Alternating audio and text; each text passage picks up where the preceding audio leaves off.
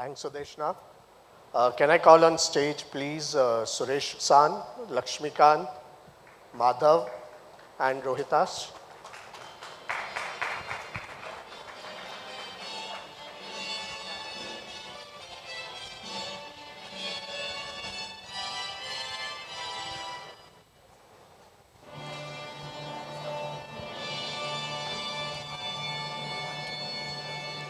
Hi. Hi. Hi, Madhav. Hi, Laxmi Kant. Come.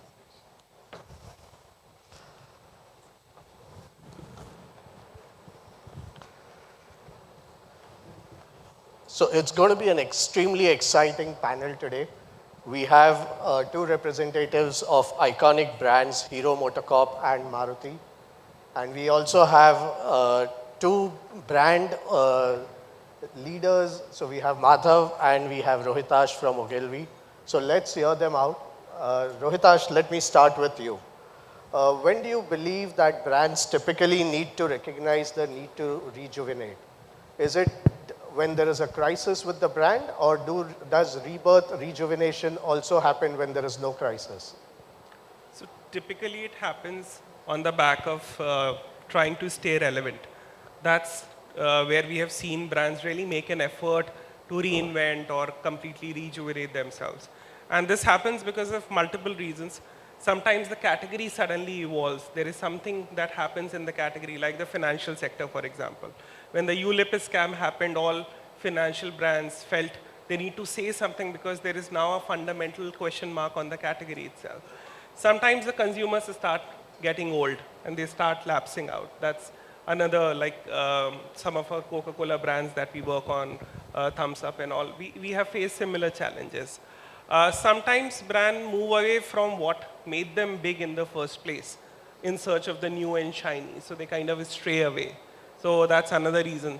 Sometimes it's just bad karma, so some controversy that chases you, and then you suddenly feel the need to rejuvenate yourself. So yeah, multiple reasons, but typically we have seen happens in the backdrop of an effort to stay relevant. Can I add to this? Yeah, sure. And going back to your question, I think, does it brand need to rejuvenate when there's a crisis? I think if you wait for crisis, you'll be forced to rejuvenate. Yes. I think the moment you're in a situation of being forced to rejuvenate, I think you're already behind. So I think the rate of change today is accelerating, and this has now become a cliche. We keep talking about this over and over again. And I just came upon a data point and maybe a question for everyone here. Can you think of how many new products were launched in the first half of last year alone in FMCG? In FMCG, in the first half of last year, how many products were launched? Just a guess in India. About 9,700 new products were launched in just half the year. So the rate of change is really accelerating. The value capture of categories is changing quite dramatically. What this means is that brands have to stay ahead. If you're waiting to rejuvenate, you're already behind. I was in Kanpur last week doing some work with consumers, and that's the other space of big change. We were doing some co-creation in Kanpur with these consumers, and we showed them some ideas, and this young lady said, "Sir, ye idea dekh ke to thoda hyperbole lag raha hai." And I was quite blown away, not just by the language, but the fact that we seem to sit in a little bit of a distance from consumers, and I think there's a blind spot.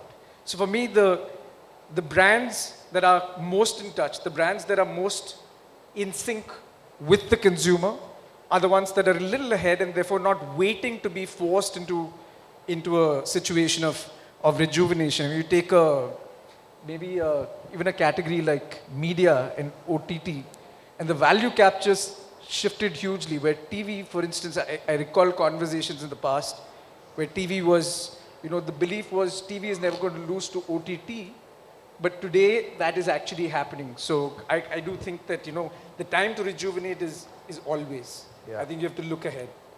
Interesting. We are all very keen to understand how Maruti has remained relevant for the consumer over more than 40 years. It came into the country in the early 80s, and for 40 years, not only has it been relevant for consumers, but it's been the market leader by a wide margin over the years. So Suresh-san, if you could tell us the story of Maruti and what you think on rejuvenation. Sure. First of all, I think I agree with what has been just said, that we can't wait for a crisis to hit. And rejuvenation, here we're talking about in the context of brand rejuvenation, not actually a rebranding, but more in terms of brand rejuvenation. And over the 4 decades, we've a lot of hard work has gone into establishing the kind of reach and network and the brand in the country, and that has led for our customers to kind of evoke feelings of trust and reliability in their minds, and which I think are very, very integral to the brand Maruti Suzuki, and that's something that we strive to retain. While having said that, there's a lot that has changed in these decades as well, whether it is in terms of the consumers' needs and or in terms of their exposure and what they require, and hence I think it's been a process where the brand rejuvenation has been undergoing multiple changes over the years. And for a high involvement category like the passenger vehicle market that we have, I think it is at multiple levels. One, of course, is the product itself, which the customers experience. But it's also about how they interact with the brand, the kind of experience that they have with the brand.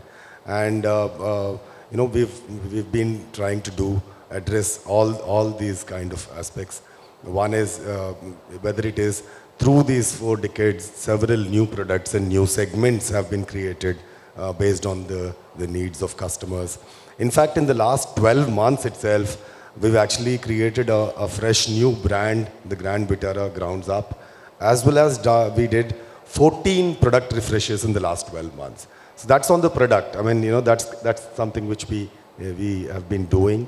On the other hand is the experience which we were talking about. And that has, again, 2 sides to it. One is, of course, the physical infrastructure, the touch and feel, and how they interact with the brand. So there, again, we've, over the decades, have been going through multiple refreshes. In fact, there have been several refreshes, of course, but about 10 years back, we realized that there is another set of customers who's become more aspirational, and where the needs are significantly different. And that's how came the birth of a new channel, the Nexa channel, as well as refresh of the main channel, which is the Arena. So on the physical infrastructure itself, there's been changes, but also the kind of exposure that these the consumers have been having, and the kind of digital and the technologies which have been coming up. There have been, the way they interact with the brand has also changed, while of course retaining the core values that we so dearly, which are very close to our heart, and that's how the consumers actually look at us and look at the brand. So yes, all these I think have helped Maruti Suzuki to remain there at the top. Yeah, thank you. Madhav, taking inspiration from what he said, there are a few factors that he spoke about. The product innovation, the experience of the product or the brand, channel innovation. So in your career, you would have seen a lot of examples of brand rejuvenation. How do brands really rejuvenate? Can you tell us some other factors or more or examples of how it really happens? So I don't think there's a silver bullet or a secret formula for how brands rejuvenate, but I think it starts with mindset, Saurin. I think a brand is the product of the culture that is behind the brand, the mindset that drives that brand. And I think if there's a mindset that is a challenger mindset, I think that's when brands rejuvenate ahead of time. And I think that is really critical. You take a brand like Dove, which is one of the most iconic brands, and that brand was a soap until it became so much more because it challenged society. So brands that challenge, and I think that's one way to do it. You challenge society. Brands can challenge themselves in terms of time. So you look at, say, a brand like Netflix. Netflix used to be a DVD rental company. I mean, they were like Blockbuster, for those familiar with, the other company that kind of died. But Netflix went on to then become one of the largest, and it defined a whole new category because it had foresight. There was a futuring. So I think that's the second dimension of challenge. I think the third one that strikes me is really the idea of an ecosystem. Lego, for instance, started off as a toy, engaging children, and blocks that children used to build imaginary shapes and whatever. But the brand realized the higher purpose it had was imagination. I think when it tapped into that, it was able to rejuvenate itself, not just as a toy, but as a space of learning. It's a content publisher today. I mean, the content coming out from Lego is able to rival the best of film, coming from Hollywood. So for me, the ability and the mindset of a brand to challenge in these ways are ways in which they can really rejuvenate.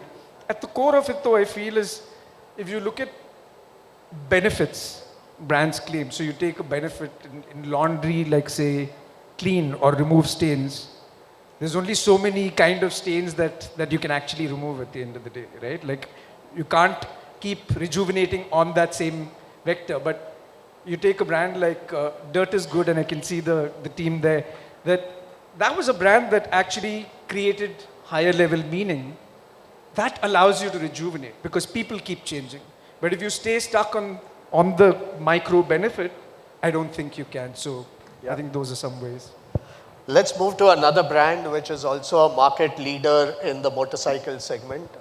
Despite a separation from Honda about a decade ago, it has managed to maintain its leadership position over time.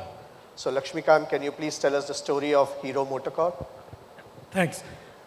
I think we haven't actually moved from the core. So customer centricity, stakeholder engagement are the two key pillars of our value system that we have. So what does this mean? I mean, let me dwell upon it and to bring it to life. If I were to say customer centricity, what were the key requirements of the consumer? So the key consumer requirement is the fuel efficiency for two-wheelers in India. And when we separated from our erstwhile partner, we thought of how do we kind of layer it onto it. And there come in the birth of start-stop technology, which kind of give more value to the consumer. And also it kind of bridges the gap between what was the gap with the erstwhile partner moving out was the technology piece. So in one stroke, we were able to do the two things right. We also time of the engagement part of it. When we separated the very first introduction of the Hero as a brand was the iconic campaign, I would say, is the Hum Mein Hai Hero campaign. I mean, that brought life into every person's emotion, and then that you are a hero. Everybody was a hero. So this was the best display possible of the brand per se when you are able to see it together onto it. Then the other stakeholder management engagement was, and I'm talking about the, when we decided to kind of separate, within 24 to 48 hours, we engaged with all the stakeholders possible. The very day it was announced, we had the employee meeting. The very next day, we had the channel partner meeting. We had the investor meeting. We had the press meetings for Shah. So these are the two key pillars. And just to bring it to life, stakeholder engagement and customer centricity, which continues to be the R pillar of strength as we go along. Yeah. So I can still remember the iconic advertising that you talk about.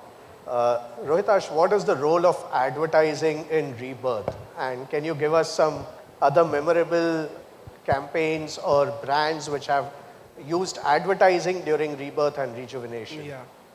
So, so now advertising and market research people are sometimes mostly on different sides of the table. And one of the things that we have realized, and brand rejuvenation, when we are talking of big brands. Yes. We're talking of brands which have a heft in the society. They have huge amount of people. They are possibly market leaders or erstwhile market leaders. So you cannot change things overnight. And also you can't become totally different also, unless obviously you have a very good reason. There is a big controversy, like Victoria's Secret, for example, moved away completely from the angels positioning because now that's not relevant anymore. In a world which is all about equality and all of that, it's not now anymore feasible to be on that positioning. But otherwise, by and large, when you are looking at rejuvenating a brand, you are really talking about taking something that the brand already has and making it relevant. So one of the things that we try and do is we don't obsess too much with ANTs, as you call it, the aware non-trialists. Because typically what happens when a marketing head or a brand manager is researching about a brand, they will really focus on customers who they want, who are still not on their side. And because they are not your loyal customers, because they are possibly your rejectors also, you will only hear what's negative about you, what's wrong about you. But what we realize is that typically big brands and brands who have a reputation, they have a strong set of believers around them. And we try and look at what is the believer saying, what are the heavy users of the brand saying. And a lot of times we get our insights by interrogating what the heavy user is saying. So to give you an example, like Bonvita, for example. Now, Bonvita was a brand that Horlicks and Complan, all of them are there, competition was warming up.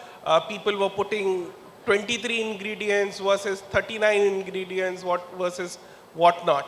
And market research told us that, hey, you need to really amp up the functional part of your story, and somewhere down the line we strayed into this science B, health B, nature B, science B. So typical input that you get after doing whole lot of research, that little bit of this, little bit of that, let's marry the two and let's kind of rejuvenate the brand, and it did help.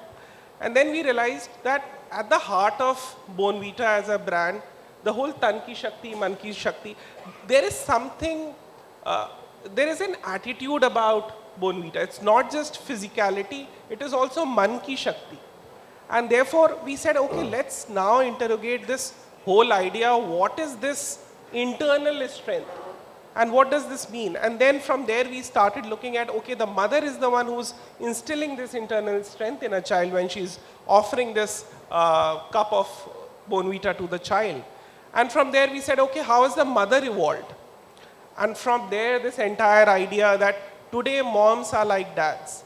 Dads are like ATM machines. So dads are not really playing such a strong role in bringing up the family. They are there from the financial side. But the classical roles of a dad of being, of teaching him sports and all of those things are something that even moms have started doing. And so we said father like moms. We need to start kind of aligning to this new archetype of the mother. So what we essentially did, it was always a brand that told a mother, hey, we are not just about making your child strong, but also giving him confidence, the Man Ki Shakti, all of that. And you have a role to play because you are concerned about it. And now this is the new you. And now you are preparing the child for Jeet, Tayari Jeet Ki, and all of that happened. Like even when we did surprisingly SBI a long time back. Now it's a very difficult brand to rejuvenate because everyone feels, oh, SBI is such a fuddy-duddy brand. But when you get into the bottom of it, you realize they are doing something right and they have a hardcore equity sitting with them. So then when surprisingly SBI happened, it tapped into what believers were saying about SBI. That why SBI gives me confidence. Thumbs Up also, same reason. We have kind of almost rejuvenated Thumbs Up also. Again, going back to the believers, looking at a deep-seated equity of the brand, and then making it contemporary, taking it to people. Sometimes even the marketing managers, because they change so often, they forget what's the deep-seated equity of the brand. But your heavy users never forget. So for some soap brands also, we will go to, okay, Andhra is a market where still this soap has this much penetration and so many loyalists. Let's go and talk to those people. What is their reason? So that's how we approach it. Sorry, a long answer, No. but yeah.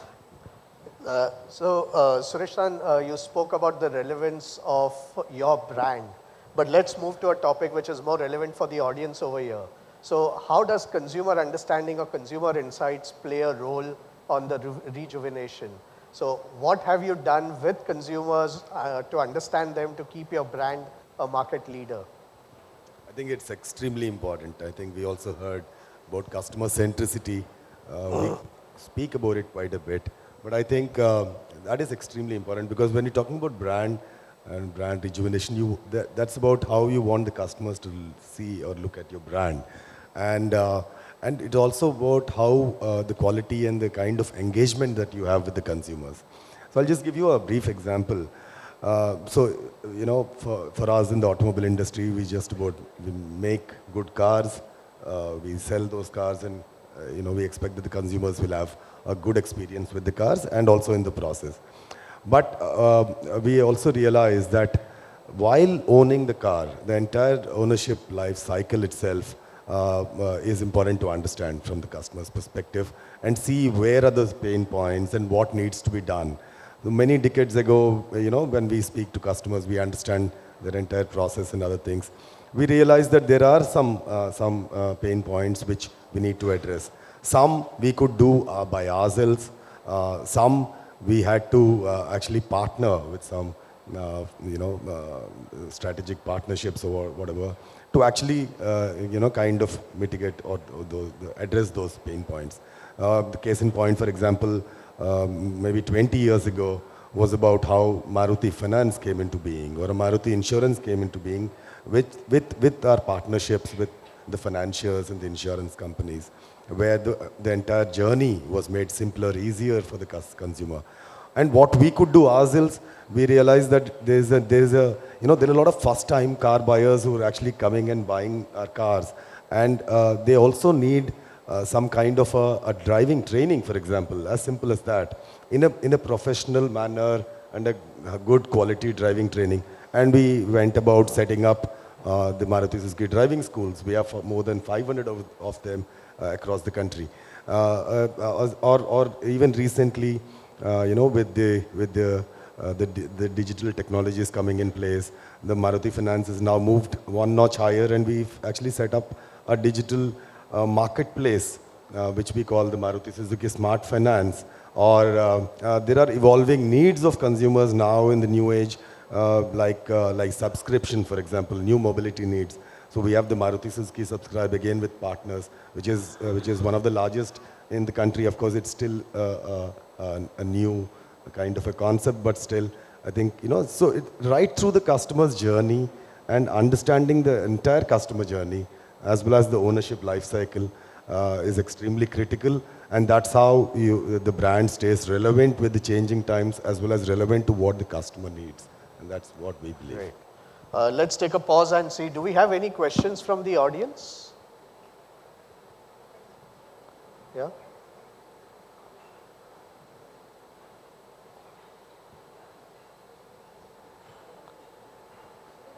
Questions on your phone directly, Okay. Saurin? Yeah, thank you.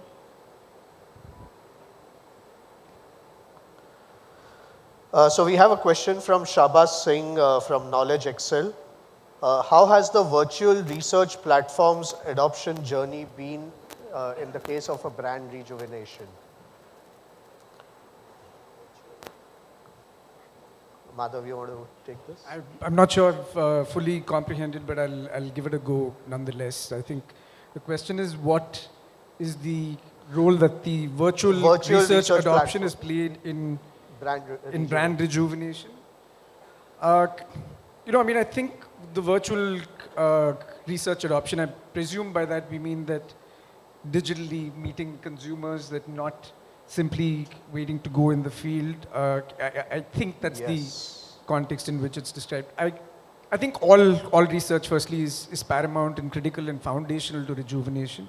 I think if we are able to access consumers further away from us, if we are able to access parts of consumer lives that are a little more discreet, if we are able to find that intimacy with consumers through virtual, I think that is, that's great. I think there's also a part to that question, which is, especially in the case of automobile testing, earlier a lot of car clinics used to happen. And now how has that moved or progressed in the virtual world? Frankly, as of now, we're still continuing with the physical car clinics where, of course, there is a bit of technology involved, in fact, a bit of digitization there and so on. But as such, the clinics are predominantly physical where the consumers can interact. Going forward, I'm sure there could be more options.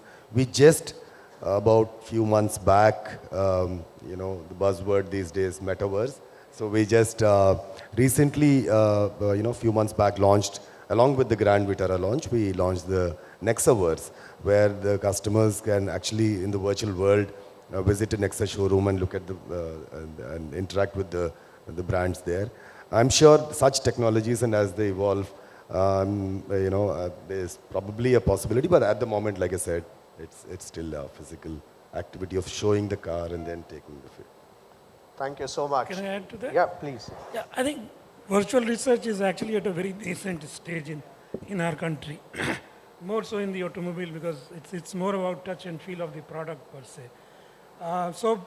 We have really not got onto it as of now, to be honest.